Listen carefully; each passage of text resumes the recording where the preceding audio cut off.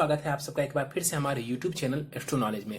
दोस्तों, आज की इस वीडियो में हम उद्योगपति एलोन मस्क की कुंडली का विश्लेषण करने जा रहे हैं। देखिए, एलोन मस्क कोई एक आम बिजनेसमैन नहीं है। ये बहुत खास लोगों में जाने जाते हैं क्योंकि out of the box thinking इनके अंदर देखी गई है। ये मंगल ग्रह के ऊपर जो है इंसानों को भेजना चाहते हैं। इसके अलावा भी कई सारी चीजें हैं जहां पर इनका जो विचार रहता है वो दूसरों से बहुत अलग रहता है। हाल फिलहाल में एलोन मस्क जी बहुत ज्यादा चर्चा में हैं क्योंकि इनका जो धन है वो बहुत तेजी से ऊपर नीचे हो रहा है। और जहां तक मेरा ज्ञान कहता है, अभी थोड़े दिन पहले ही ये दुनिया के सबसे अमीर व्यक्ति भी बने थे। अभी शायद ये दूसरे नंबर पर होंगे। टेस्ला कंपनी के मालिक हैं, स्पेस एक्स कंपनी के मालिक हैं, द बोरिंग कंपनी शायद इन्होंने शुरू की है अभी हाल फिलहाल में, पेपल के मालिक रह चुके हैं पहले। और बेसिकली जो है बिजनेसमैन होने के साथ साथ जो है out of the box thinking के लिए ये जाने जाते हैं। तो इनकी कुंडली के ऊपर आज हम चर्चा करेंगे, इनकी कुंडली का आज हम विश्लेषण करेंगे। जो भी मेरा ज्ञान है ज्योतिष के अनुसार उसी से मैं कोशिश करूंगा कि आप सबको जितना बता सकता हूं इनकी कुंडली को देख करके वो मैं आपको बताऊं। विश्लेषण शुरू करने से पहले हर बार की तरह आप सबसे निवेदन है, यदि आपने हमारे चैनल को सब्सक्राइब नहीं किया है आप इसे सब्सक्राइब कर दें और बेल आइकन को दबाना ना भूलें। सीधे आ जाते हैं आज के इस विश्लेषण के ऊपर। देखिए, इनकी जो बर्थ डिटेल्स मुझे हासिल हुई है वो है 28 जून 1971 की। प्रिटोरिया साउथ अफ्रीका का इनका जन्म है और जन्म का जो समय है ना वो ज्ञात नहीं है। देखिए, जब आप देखेंगे गूगल वगैरह पे या यूट्यूब के ऊपर तो शायद मीन लग्न की कुंडली लोग बना करके दिखा रहे हैं कि मीन लग्न की कुंडली इनकी बनती है, लेकिन वो कहीं से भी उचित नहीं है। क्यों? क्योंकि उन्होंने जो डेट ऑफ बर्थ माफ करिए जो टाइम ऑफ बर्थ लिया ना वो 00 ले लिया। वो 00 ले लिया टाइम ऑफ बर्थ और उसको लेकर के सबने कुंडली बना दी। ये उचित नहीं है। हम ये नहीं कह सकते कि इलोन मस्क की वही लग्न कुंडली है।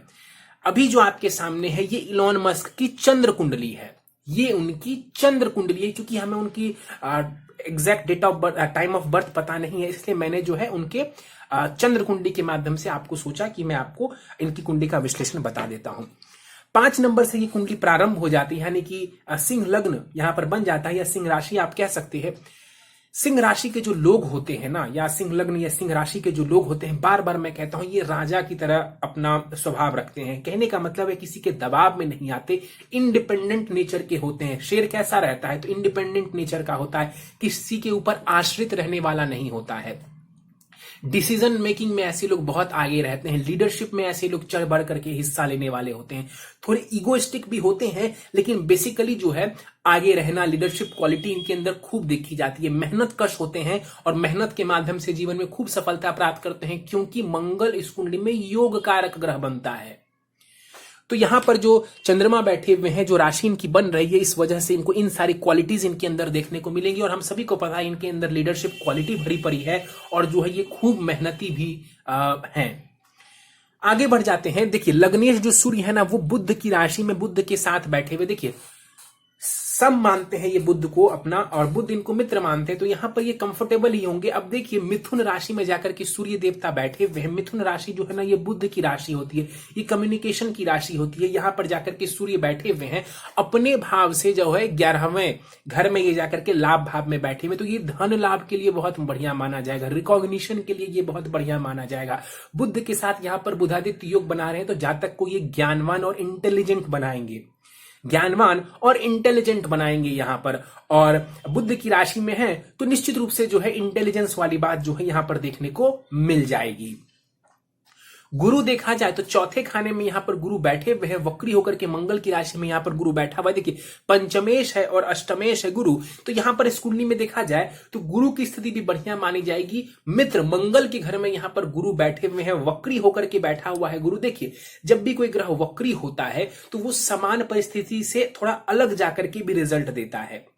समान परिस्थिति से थोड़ा अलग जाकर के भी वो ग्रह रिजल्ट देता है। अब गुरु क्या है? तो गुरु धर्म को दर्शाते हैं, गुरु जो नॉर्मल ट्रेडिशन है उसको दर्शाते हैं। अब गुरु वक्री है तो व्यक्ति क्या करेगा? व्यक्ति के लिए ट्रेडिशंस और ये सारे रूल्स बहुत ज्यादा मायने नहीं रखेंगे। फिर से समझिए, व्यक्ति के लिए रूल्स और ये सारी चीजें बहुत ज्यादा मायने नहीं रखेंगी। अब देखिए, इनकी कुंडली में जो गुरु है वो पंचमेश है, यानी कि शिक्षा संतान भाव का स्वामी है और वो वक्री होकर के बैठा हुआ। इसका मतलब है कि ऐसा जातक शिक्षा वगैरह भी ग्रहण करे तो आउट ऑफ द बॉक्स तरीके से करे, जैसे कि स्कूल एजुकेशन तो मेरी राय, साथ में अपना कुछ अलग से करे। संतान को लेकर के भी जो है कई बार ऐसे लोग जो है बिना शादी के भी जो है इनकी संतान हो जाती है, और इनके साथ भी ऐसा देखने को मिला है। यहां पर गुरु बैठे हुए हैं, चौथे घर में बैठे हुए हैं, तो यहां पर वाहन का सुख, मकान का सुख, आलीशान मकान का सुख ये गुरु इनको देने वाले होंगे। गुरु की दृष्टि जो दसम भाव के ऊपर पड़ेगी, ये भी करियर के लिए बढ़िया है। गुरु और शुक्र जो है एक दूसरे को देख रहे हैं, ये धन के लिए बढ़िया है और ये नॉलेज के लिए भी बढ़िया माना जाएगा। आगे बढ़ते हैं, मंगल और राहु को देख लेते हैं। देखिए, इस कुंडली का जो सबसे इंपॉर्टेंट पॉइंट है जो मैं आपको बताना चाहूंगा, वो है इनकी मंगल एवं राहु की युति। जो सबसे इंपॉर्टेंट पॉइंट है ना, वो यही है इनकी कुंडली में, और वो है मंगल एवं राहु। देखिए, मंगल यहां पर उच्च की राशि में बैठा हुआ है, मकर राशि में यहां पर मंगल देवता बैठे हुए राहु के साथ। अब राहु जब उच्च के ग्रह के साथ बैठता है तो उसी की तरह परिणाम देता है। यहां पर अंगारक दोष नहीं बनेगा, बल्कि जो राहु है ना, वो मंगल की एनर्जी को बढ़ा देंगे। ऑलरेडी यहां पर मंगल उच्च का है, ऊपर से राहु के सहयोग के बाद जो है ये मंगल और प्रबल हो जाएगा कुंडली में। मंगल ऊर्जा देता है व्यक्ति को, मंगल जातक को ऊर्जा देता है, एनर्जी देने का कार्य करता है, जातक एक्शन ले पाता है। तो यहां पर ये जो मंगल राहु की युति हुई है, और ये युति छठे भाव में हो रही है, जो कि सर्विस का भाव है, जो कि हार्डवर्क का भाव है। और इनके बारे में यदि आप जाने तो ये बहुत ज्यादा मेहनती व्यक्ति हैं। ये कहते हैं कि हमें हर हफ्ते जो है 100 घंटे काम करना चाहिए। आमतौर पर लोग 40 से 50 घंटे काम करने की सोचते हैं, तो ये कहते हैं कि कम से कम हमें जो है हफ्ते के 80 से 100 घंटे काम करना चाहिए। तो इनकी कुंडली का वो क्या ऐसा पॉइंट है जिस वजह से जो है ये इतने ज्यादा हार्ड वर्किंग है, यदि आप ये जानना चाह रहे हैं तो वो मुझे ये नजर आता है कि मंगल एवं राहु की ही युति है इनकी कुंडली में, जो इनको सबसे ज्यादा खास बनाती है। तो यहां पर जो मंगल राहु की युति हो रही है, और चंद्र लग्न से देखें तो ये छठे भाव में हो रही है, इस वजह से ये जातक जो है बहुत ही ज्यादा कॉम्पिटिटिव नेचर का है, खूब मेहनत करता है, और उस मेहनत से इनको खूब सारी सफलता भी प्राप्त होती है। तो ये सबसे ज्यादा इंपॉर्टेंट पॉइंट है इनके लिए। और यहां पर मंगल राहु की युति जो है out of the box thinking दे रही है। जो दुनिया में लोगों को असंभव लगता है ना, ये व्यक्ति वैसा कार्य करता है। कई बार मैंने कहा है कि मंगल राहु की युति यदि तीसरे खाने में हो जाए ना, तो ऐसा जाता है माउंट एवरेस्ट फतेह करने के लिए तैयार हो जाता है। इनकी कुंडली में भी वही हालत है। यहाँ पर मंगल राहु बैठे हुए उच्च के राशि में, यहाँ पर मंगल बैठा हुआ है, तो ये डरते नहीं है, फेलियर से डरते नहीं है। इनको अपने साहस के ऊपर बहुत भरोसा है, अपनी मेहनत के ऊपर इनको बहुत भरोसा है। तो यदि आप इस कुंडली की सबसे खास बात ढूंढना चाहते हैं कि इस कुंडली में आखिर क्या है कि इलॉन मस्क आज है, तो यही है वो कारण, वो है मंगल एवं राहु की युति, जो मुझे समझ में आती है, जो मेरा ज्ञान कहता है। आगे बढ़ जाते हैं, दसम खाने को देख लेते हैं। शनि शुक्र यहां पर बैठे हुए हैं। इस कुंडली में शनि को समझें तो देखिए, वो षष्ठेश एवं सप्तमेश है। जो सप्तम खाना होता है, ये विवाह, पार्टनरशिप और व्यापार का होता है। जाकर के व्यापार भाव के स्वामी ग्रह शनि कर्म स्थान में बैठे हुए हैं, तो जातक ने व्यापार के ही माध्यम से जो है अपने करियर को आगे बढ़ाया। तो इस बात का यहां पर जो है स्थिति सटीक नजर आ रही है कि इन्होंने व्यापार को ही अपना करियर क्यों चुना। गुरु की दृष्टि पड़ रही है शनि के ऊपर, दसम भाव के ऊपर, तो ये विस्तार देने का काम करेगा गुरु। इनके मैरिटल लाइफ को यदि हम समझें तो जहां तक मेरी जानकारी है, शायद इनका 2 बार विवाह हुआ है और फिर डिवोर्स भी हो गया है। अभी ये तीसरे या चौथे रिलेशनशिप में है किसी के साथ। तो यहां पर शनि जो सप्तमेश है, वो शुक्र के साथ बैठा हुआ है। ध्यान से समझिए, शनि शुक्र के साथ जाकर के बैठा हुआ है, शुक्र की राशि में बैठा हुआ है। इस वजह से फीमेल्स की तरफ जो है इनका थोड़ा सा आकर्षण, थोड़ा रुझान ज्यादा रहता है। ऊपर से यहां पर गुरु की दृष्टि पड़ रही है, गुरु की दृष्टि पड़ रही है, और हमें भूलना नहीं चाहिए कि गुरु वक्री है इनका। बार बार मैं कहता हूं कि गुरु ट्रेडिशंस को दर्शाने वाला ग्रह है, लेकिन यदि वो वक्री हो जाए तो जातक ट्रेडिशंस को बहुत ज्यादा फॉलो नहीं करता है। तो यहां पर वही गुरु इस चीज को देख रहा है, इस वजह से भी थोड़ी परेशानी ये, या मान लीजिए कि परेशानी नहीं कहना चाहिए मुझे, एक से ज्यादा रिलेशनशिप इसने दिया। बाकी जो है शुक्र का दसम भाव में बैठना, देखिए मालव्य महापुरुष योग यहां पर शुक्र देवता बना रहे हैं। करियर के लिए स्थिति बढ़िया है, नेम फेम और जो है धन वगैरह के लिए स्थिति भी बढ़िया है। देखिए शुक्र तृतीयेश भी बनते हैं, तीसरा खाना यानी कि साहस पराक्रम का भाव, और उसके स्वामी ग्रह जाकर के दसम भाव में स्वग्रही बैठे हुए। जातक में पराक्रम की कोई कमी नहीं है, खूब मेहनत करते हैं और उस मेहनत से इनको रिजल्ट भी मिलता है।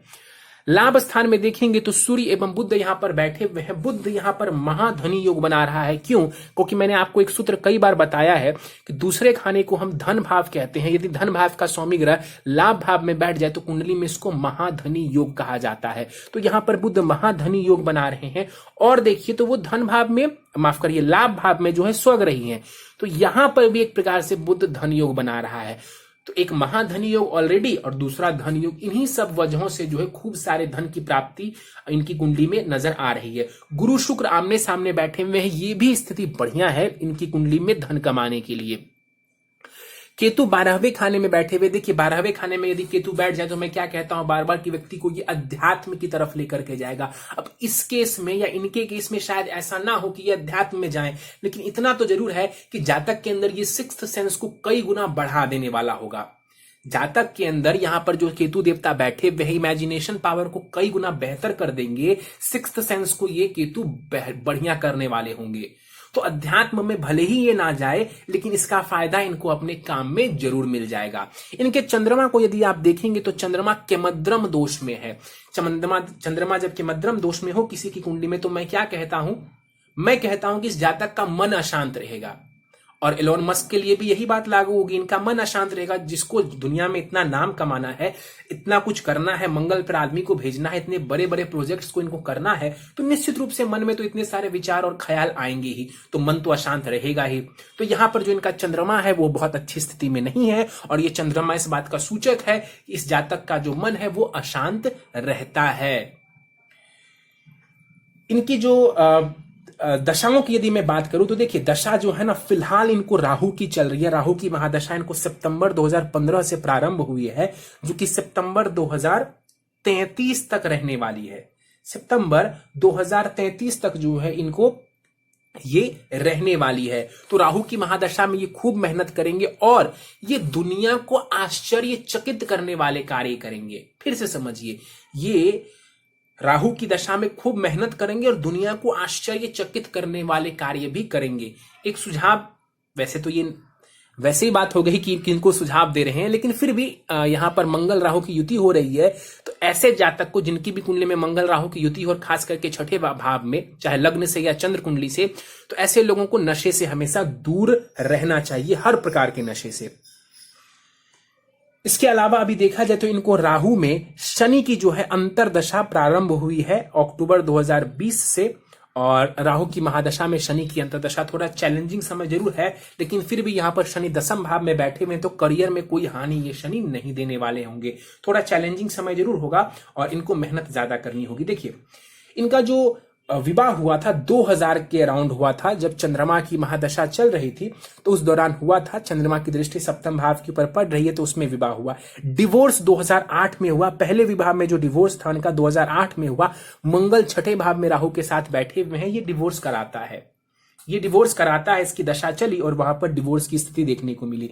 फिर जो इनका दूसरा विवाह हुआ वो अराउंड 2010 में हुआ, और 2016 में जाकर के फिर इनका डिवोर्स हुआ, जब राहु की महादशा इनको आई। राहु में राहु जब चला तो इनका डिवोर्स हुआ। देखिए एक डिवोर्स मंगल में हुआ, एक डिवोर्स राहु में हुआ। दोनों कहां बैठे हुए? कुंडली के छठे भाव में। आप चाहें तो खुद भी इस चीज को सॉफ्टवेयर के माध्यम से चेक कर सकते हैं। तो इलॉन मस्क की कुंडली की अगर सबसे खास बात यदि मैं कहूं तो वो इनकी कुंडली में है मंगल एवं राहु की युति।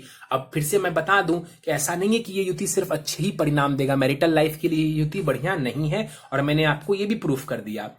नशे करने के लिए भी ये परेशानी वाला है, लेकिन जैसी इनकी सोच है, जिस क्षेत्र में ये जा रहे हैं, out of the box thinking जो इनकी है, उन सब चीजों के लिए यहाँ पर मंगल राहु की युति बढ़िया है। खूब जतन से काम करने के लिए, खूब मेहनत करने के लिए मंगल राहु की युति यहाँ पर कुंडली में बढ़िया है। किसी खिलाड़ी की कुंडली में मंगल राहु की युति हो तीसरे छठे भाव में, दसम भाव में, तो इसको मैं बढ़िया मानता हूं।